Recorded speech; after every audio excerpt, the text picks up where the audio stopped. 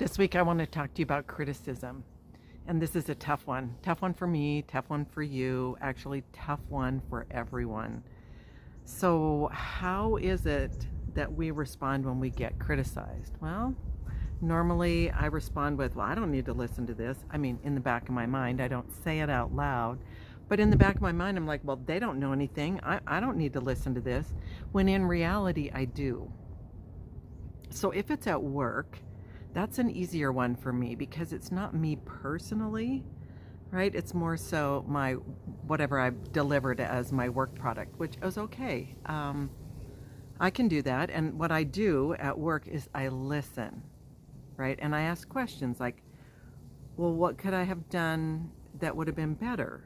Or, give me specifics. I can ask questions about like, what is it that they desire from me? And then I can deliver that or not. I can kind of negotiate what's possible because not all things are possible. And I know when I'm at work, I work myself silly, I call it, because I'll do whatever it takes to do the right thing and get it done really, really well.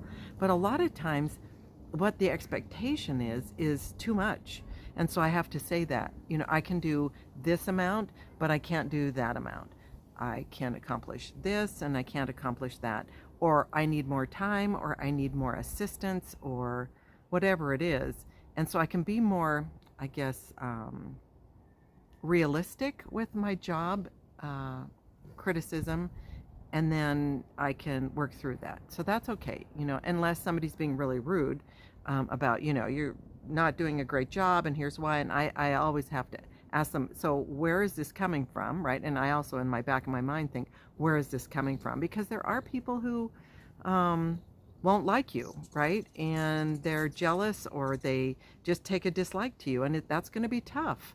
And so that's when it takes some really good conversations, a little bit of conflict, but we have to really maintain our sense of self and our emotional control.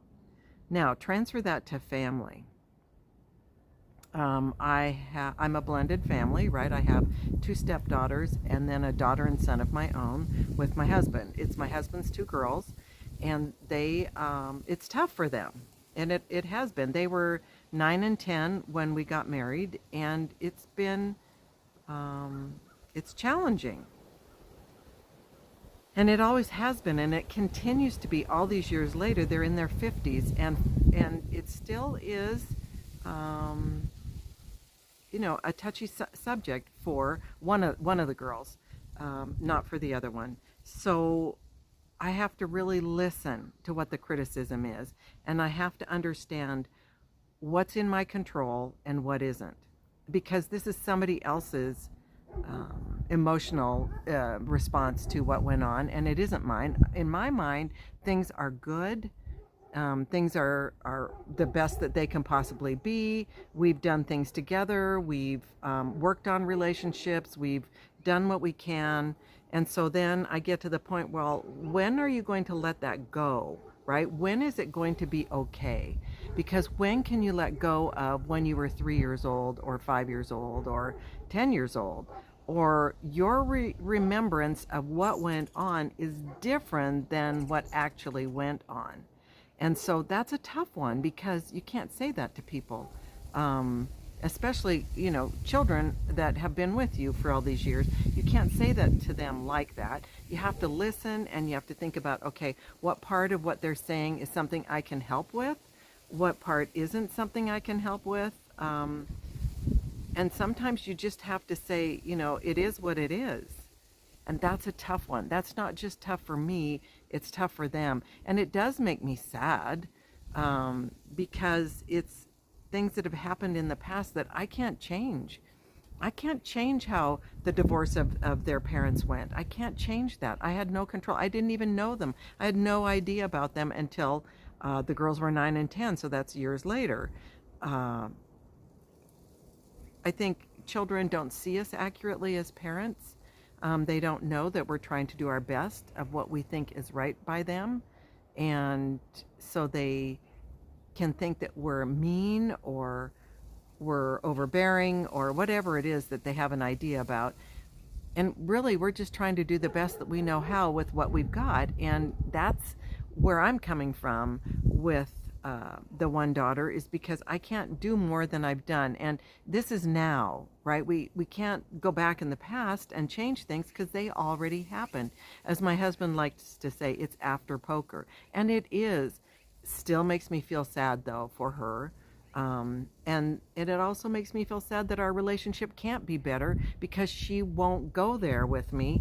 She's still harboring some deep anger, but not about so much what I did as what went on beforehand. And I can't change that. So the criticism that is offered to me, I have to be very careful to take in and do what I can when I can. And if it's my part, yes, I can absolutely explain why I did what I did or how I parented and what were my thoughts behind that. But the rest of it, I can't. And so when we think about what we can control and what we can't control, it's very important to not get mired down by what you can't control, because you're never going to get there from here. It's not going to work out. So I look at what control do I have, and I work on those pieces. And that's criticism. Criticism, you have to look at what's in your control and what isn't, and then go from there, because not all things are as somebody else sees them, and not all things are as we see them either. Remember, we've talked about, I think we have anyway, that memory is tainted not only by ourselves, but by people that we've interfaced with or the stories that have been told after that. And so our memories are not 100% accurate. They're probably not even 80% accurate, but just remembering that helps us to not get stuck. Yet I can't offer that as a suggestion because that isn't something that somebody wants to hear. So I have to be careful. And that's with you too. If you have this sort of situation where there's a lot of criticism of you, especially as a parent, it's tough. But you can only work on what you have control over.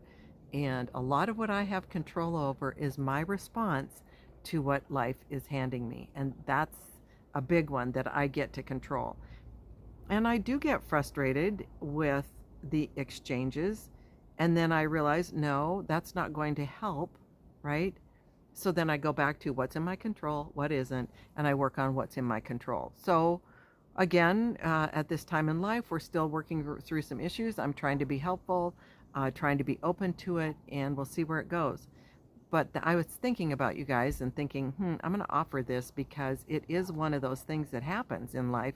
We get criticized, and it's not always easy. But if we can just step back and breathe and listen to what's actually being said and not have something trigger within us, it's a better exchange of information. Anyway, I hope you're doing well.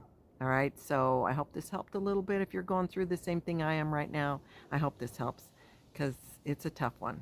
All right, we will talk to you later. Bye.